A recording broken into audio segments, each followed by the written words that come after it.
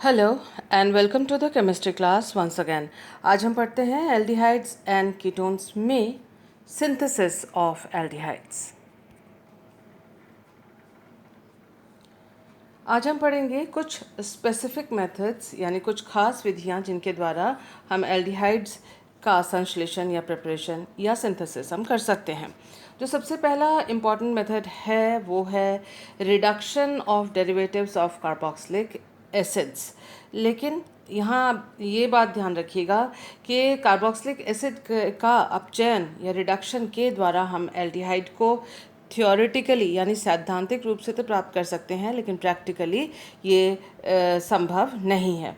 वो इसलिए क्योंकि देखिए, aldehydes can be prepare directly by reduction of carboxylic acids with lithium aluminium hydride. हम लिथियम एल्यूमिनियम हाइड्राइड के रिडक्शन की बात कर रहे हैं, तो उसमें डायरेक्टली जो है एल्डिहाइड को कार्बोक्सिलिक एसिड के अपचयन के द्वारा प्राप्त नहीं किया जा सकता लिथियम एल्यूमिनियम हाइड्राइड के द्वारा। दूसरे रिडक्शन मेथड की बात नहीं कर रहे हैं, हम कर रहे हैं लिथियम एल्यूमिनियम हाइड्राइड से रिडक्शन के द्वारा कार्बोक्सिलिक एसिड से या कार्बोक्सिलिक एसिड का रिडक्शन करके एल्डिहाइड सीधे सीधे प्राप्त नहीं किया जा सकता, क्योंकि because lithium aluminum hydride is a powerful reducing agent and it reduces COOH directly to alcohol via aldehyde। यानी जब लिथियम एल्यूमिनियम हाइड्राइड का इस्तेमाल करते हैं, उपयोग करते हैं रिडक्शन के लिए, कार्बोक्सिलिक एसिड के रिडक्शन के लिए, तो पहले एल्डिहाइड बनता है और वो हाथों हाथ या हैंड टू हैंड या इंस्टेंटली जो है वो अल्कोहल में रिड्यूस हो जाता है। इसीलिए ये जो है एक पावरफुल रिड्यूसिंग एजेंट है, बहुत प्रबल अपचायक है, इसलिए इसका इस्तेमाल एल्डिहाइड को कार्बोक्सिलिक एसिड से प्राप्त करने के लिए नहीं यूज़ किया जाता। Due to the above reason a less reactive reducing agent is to be used. तो ये जो यहाँ हमने उपरोक्त जो कारण बताया है कि लिथियम एल्यूमिनियम हाइड्राइड एक पावरफुल या प्रबल अपचायक है जो कार्बोक्सिलिक एसिड को सीधे अल्कोहल में परिवर्तित कर देता है। इसीलिए इसी कारण से लेस रिएक्टिव रिड्यूसिंग एजेंट को यानी कम प्रबल या इससे दुर्बल अपचायक को उपयोग में लाया जाता है। This also means that a more reactive carboxylic acid derivative must be used to obtain aldehydes। इसका अर्थ ये भी है कि कार्बोक्सिलिक एसिड इससे ज़्यादा रिएक्टिव अभिक्रियाशील कोई कार्बोक्सिलिक एसिड का व्युत्पन्न उपयोग में लाना चाहिए ताकि उसका अपचयन करके उसका रिडक्शन करके हमें एल्डिहाइड प्राप्त हो सके।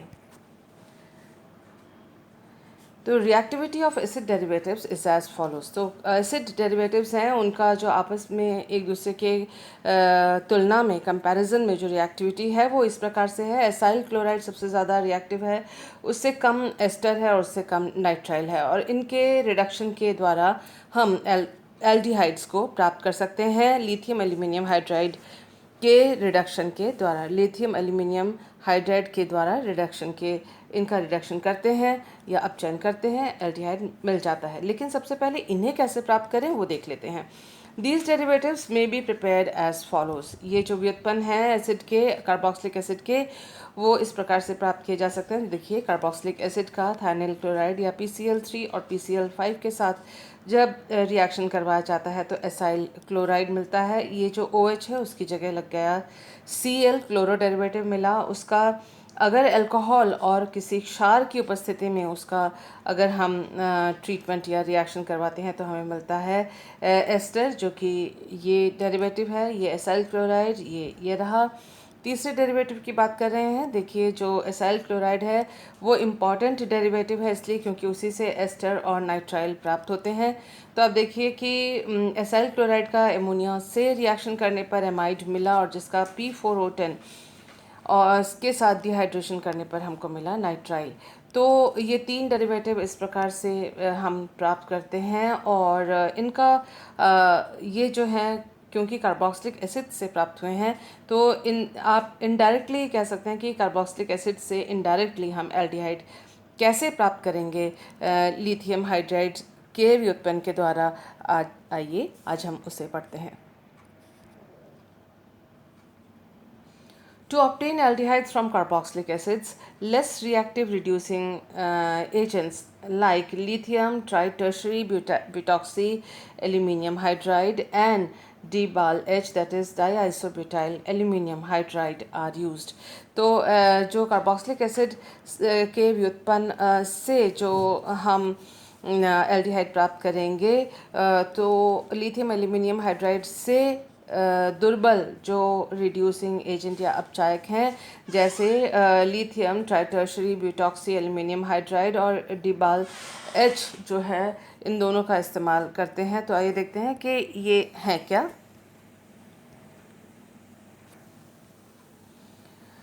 देखिए, लिथियम ट्राइटर्शरी ब्यूटॉक्सी एल्यूमिनियम हाइड्राइड, जैसा कि हमें नाम से ही पता पड़ रहा है, लिथियम, ये रहा लिथियम, और ट्राई टर्शरी ब्यूटॉक्सी, ये टर्शरी ब्यूटॉक्सी हैं 1, 2 और 3। ट्राई टर्शरी ब्यूटॉक्सी इसलिए हैं क्योंकि देखिए ये यहाँ पर एक कार्बन के बीच में 1, 2, 3 कार्बन, तो ये ब्यूटॉक्सी है, टर्शरी ब्यूटॉक्सी ग्रुप्स हैं ये, और ऑक्सीजन इनके साथ है इसलिए ब्यूटॉक्सी। ये टर्शरी ब्यूटाइल ग्रुप है, उसके साथ ऑक्सीजन जुड़ा हुआ है, तो ट्राई टर्शरी ब्यूटॉक्सी 1, 2, 3 ट्राई, और एक एक ग्रुप जो है टर्शरी ब्यूटॉक्सी ग्रुप है, और ये एक हाइड्रोजन है। इस हाइड्रोजन के कारण ही रिडक्शन होता है।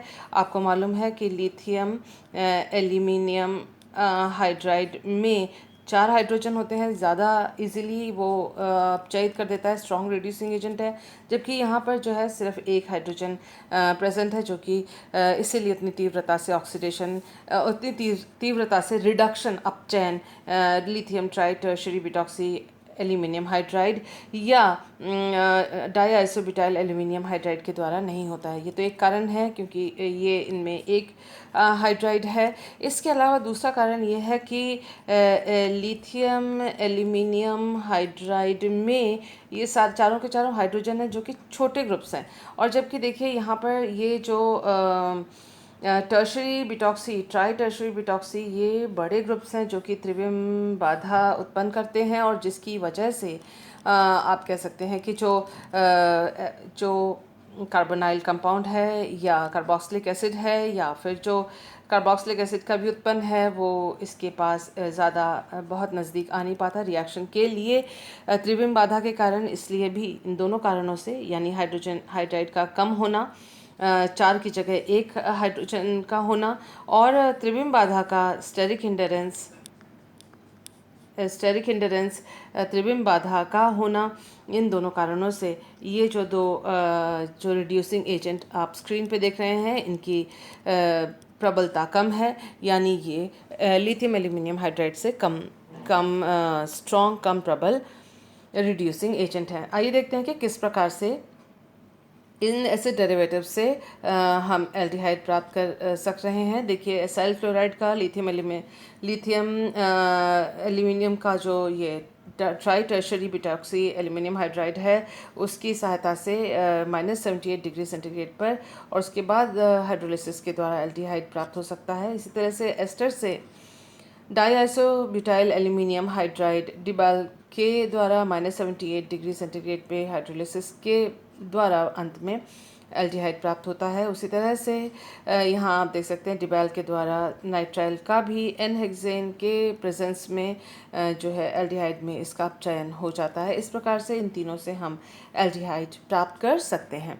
तो आइए देखते हैं इसका मैकेनिज़्म, जो कि इम्पॉर्टेंट है। Reduction of acyl chloride to an aldehyde, acyl chloride का इस्तेमाल करते हुए हम एल्डिहाइड कैसे प्राप्त कर सकते हैं, ये रहा, वो हम देखते हैं। देखिए, ये हमने lithium tri tertiary butoxy aluminium hydride, ये हमने लिया है रिडक्शन के लिए।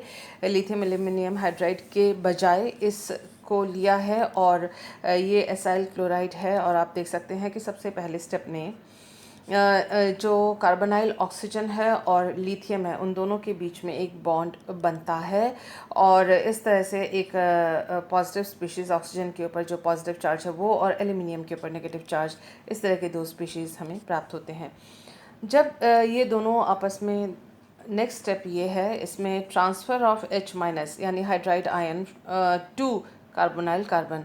अब नेक्स्ट स्टेप में जो हाइड्राइड आयन है जो एल्यूमिनियम के साथ जुड़ा हुआ है वो ऑक्सीजन पर जाता है और ऑक्सीजन का जो नेगेटिव चार्ज है वो ख़त्म हो जाता है और आप देख सकते हैं कि यह टू कार्बोनाइल कार्बन जाता है, नॉट ऑक्सीजन।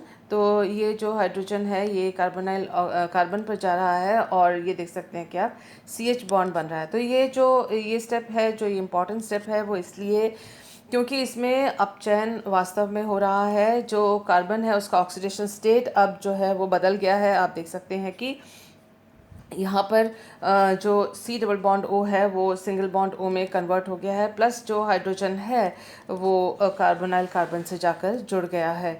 तो एक हाइड्रोजन का ट्रांसफ़र कार्बोनाइल कार्बन पर हो गया है और यहाँ पर जो है अभी भी जो प्लस चार्ज है वो ख़त्म हो गया है।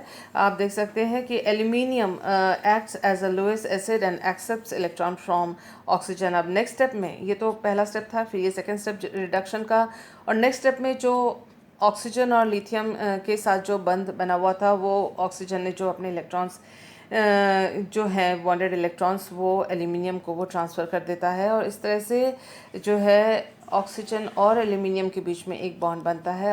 एल्यूमिनियम के ऊपर जो नेगेटिव चार्ज है वो वापस आ जाता है और लिथियम क्योंकि इलेक्ट्रॉन के बगैर हट जाता है तो यहाँ पर Li plus lithium plus ion के रूप में चेंज हो जाता है और माइनस चार्ज एल्यूमिनियम के ऊपर आ जाता है। तो ये एक कॉम्प्लेक्स दोबारा बनता है। आपको मालूम है ये जो स्क्वायर ब्रैकेट में दिखाया गया है ये सारे अनस्टेबल स्पीशीज़ होते हैं, इसलिए इनको स्क्वायर ब्रैकेट में दिखाया जाता है। फिर फर्दर देखिए कि जो C सिंगल बॉन्ड O था वो C डबल बॉन्ड O में इस प्रकार से चेंज हुआ और ऑक्सीजन के ऊपर क्योंकि 3 बॉन्ड्स आ गए हैं तो इसलिए ऑक्सीजन के ऊपर प्लस चार्ज आ गया है और माइनस चार्ज अभी भी एल्यूमिनियम के ऊपर है। और इसके साथ ही आप एक चीज़ और देख सकते हैं कि जो क्लोरो ग्रुप है वो अपने बॉन्ड के इलेक्ट्रॉन्स लेके Cl माइनस के रूप में यहाँ से निकल गया, यानी कार्बन और क्लोरो के बीच का जो बॉन्ड है वो टूट गया, जिसको डॉटेड लाइन से आप दिखा सकते हैं। यहाँ Cl माइनस निकलता है, यहाँ Li प्लस ऑलरेडी है, तो ये दोनों माइनस LiCl के हिसाब से यहाँ से के रूप में यहाँ से निकल जाते हैं। तो अब जो ये स्पीशीज़ हमें मिला है ये ऑलरेडी एल्डिहाइडिक फॉर्म में है, बस इसमें इस बॉन्ड का जो है हाइड्रोलिसिस होना है तो H2O के द्वारा ये बॉन्ड ब्रेक होता है और हमें एल्डिहाइड मिल जाता है। ये जो यहाँ से इस स्पीशीज़ से एल्डिहाइड बनने का जो स्टेप है हाइड्रोलिसिस से वो इतना आसान नहीं है जितना दिख रहा है। इसमें बहुत सारे स्टेप्स हैं लेकिन फ़िलहाल हमें उन स्टेप्स की जानकारी इस लेवल के स्टडी के लिए कोई ज़रूरत नहीं है, तो इसलिए हम डायरेक्टली H2O से इसका हाइड्रोलिसिस दिखा सकते हैं और एल्डिहाइड का बनना दिखा सकते हैं। तो इस प्रकार से हम देख सकते हैं कि एसाइल क्लोराइड से एल्डिहाइड हमें प्राप्त हुआ है। और ये जो मैकेनिज़्म अगर आपको देखने में अगर आपको बड़ा लग रहा है कि यहाँ से फिर यहाँ से यहाँ तक हम पहुँचे हैं, लेकिन आप जब इसको लिखेंगे तब ये इजी लगेगा क्योंकि इसमें जो ज़्यादातर चेंज ये जो बड़ा हिस्सा है उसमें कोई चेंज नहीं आया है, लेकिन उसको हमें लिखना पड़ रहा है क्योंकि वो इस स्ट्रक्चर का हिस्सा है। तो बहुत ज़्यादा कुछ डिफ़िकल्ट नहीं है, just keep on practising, you will learn. आपको याद ही हो चुका होगा जब तक आप एक बार नोट्स बनाएंगे और एक आध बार प्रैक्टिस करेंगे। तो मुझे उम्मीद है आज की जो इन्फॉर्मेशन इस वीडियो में दी गई है आपको समझ में आई होगी। फिर भी यदि कोई आपको इस टॉपिक से रिलेटेड कोई समस्या रहती है तो आप मुझे व्हाट्सएप नंबर पर कांटेक्ट कर सकते हैं। Thank you for being with me.